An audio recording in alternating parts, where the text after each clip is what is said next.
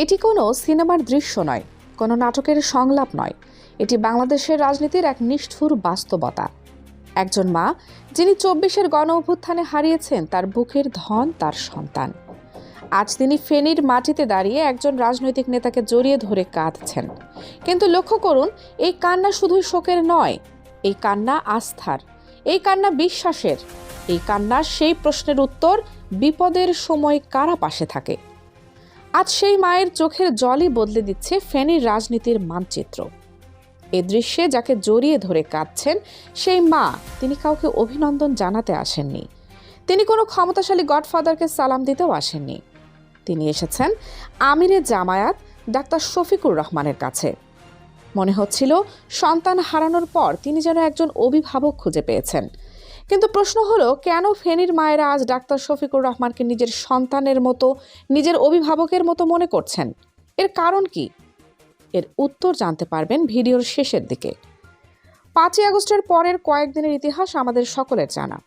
৫ই আগস্টের পর ডাক্তার শফিকুর রহমান এবং তার দল কোনো মিষ্টি বিতরণ করেননি, কোনো দখলবাজিতে নামেননি, কোনো টেম্পু স্ট্যান্ড দখল করতে যাননি, কোনো চাঁদাবাজির উৎসবে মেতে ওঠেননি। বরং তারা ছুটে গিয়েছিলেন একটি একক জায়গায়, শহীদ পরিবারের দরজায় দরজায়। জামায়াতে ইসলামী আর্থিক সহায়তা দিয়েছে, আইনি সহায়তা দিয়েছে। সবচেয়ে বড় কথা, প্রতিটি শহীদ মায়ের মাথায় হাত রেখে বলেছে, আপনার সন্তান গেছে, তাকে তো ফিরে পাওয়া যাবে না, তবে আমরা আছি। যখন সেই মা আজ ডাক্তার শফিকুর রহমানকে সামনে পেলেন, তিনি নিজের আবেগ ধরে রাখতে পারেননি। মানুষ অন্ধ নয়, ফেনীর মানুষ সব দেখেছে। এই মায়ের কান্না সেই সব চাঁদাবাজ, সুবিধাবাদী রাজনীতিবিদদের গালে এক শক্ত চপেটাঘাত। এই দৃশ্যই বলে দেয়, ফেনী আর গডফাদারের ঘাঁটি নয়, ফেনী আর চাঁদাবাজদের আখড়া নয়, ফেনী এখন মানবতার রাজনীতির কেন্দ্র। যখন শহীদ সন্তানের মা বোনেরা কাউকে জড়িয়ে ধরে কাঁদেন, তখন আর কোনো সার্টিফিকেট লাগে না, না সেই নেতার, না সেই দলের।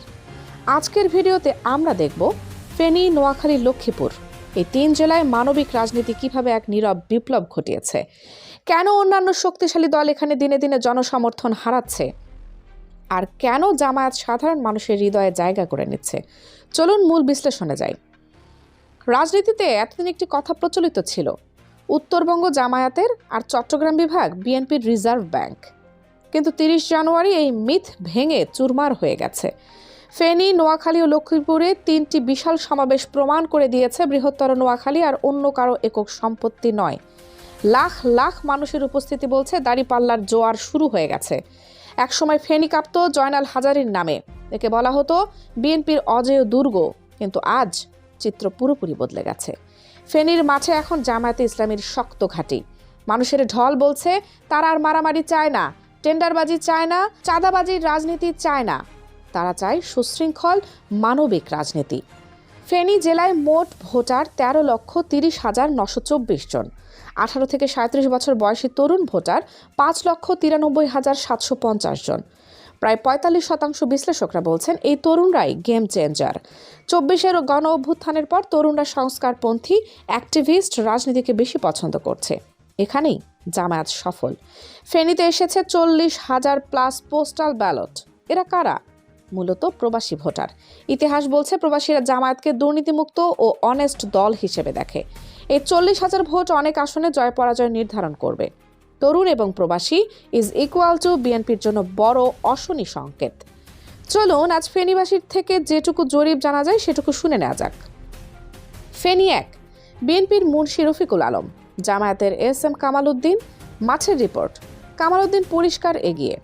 ফেনী ৩, আব্দুল আওয়াল মিন্টু বনাম ডাক্তার ফখরুদ্দিন মানিক, টাকা বনাম সেবা, মানুষ সেবাকেই বেছে নিচ্ছে। ফেনী ২, আফসোসের জায়গা, জামায়াতের লিয়াকত আলী ভূঁইয়া থাকলে নিশ্চিত জয়। ফেনীতে ৩টির মধ্যে ২টি আসন জামায়াতের পকেটে যাওয়ার সম্ভাবনা প্রবল। নোয়াখালীর ৬টির মধ্যে 3টি আসনে জামায়াত জোট এগিয়ে। নোয়াখালী ৩, বোরহানউদ্দিন, নোয়াখালী ৪, ইসহাক খন্দকার। মোট ১৩টি আসনের মধ্যে জামায়াত বা তাদের জোট ৬ থেকে ৭টি আসনে জয়ের পথে। এটি বিএনপির জন্য এক বিশাল ধাক্কা। চট্টগ্রাম বিভাগের রাজনীতিতে এটি এক ঐতিহাসিক পালাবদল। আমিরে জামায়াত নোয়াখালীবাসীর জন্য ৬টি দাবি গ্রহণ করেছেন। নোয়াখালী বিভাগ: ১, ২, নোয়াখালী সিটি কর্পোরেশন। ৩, সুবর্ণচরে পৌরসভা। ৪, নদী ভাঙন রোধে কার্যকর ব্যবস্থা। ৫, ফেনী নদীতে ক্লোজার। 6 সোনাপুর থেকে চেয়ারম্যান ঘাট রেল লাইন। মানুষ জানে জামায়াত আমিরের ওয়াদা মানে ওয়াদা। দর্শক, আপনি কি মনে করেন এই অঞ্চলে জামায়াত জোট ভালো ফল করবে নাকি করবে না? মন্তব্যে আপনার মতামত জানান। আর ভিডিও ভালো লাগলে চ্যানেলটি সাবস্ক্রাইব করে বেল আইকনটি বাজিয়ে রাখুন, কারণ পরিবর্তনের গল্প এখান থেকেই শুরু।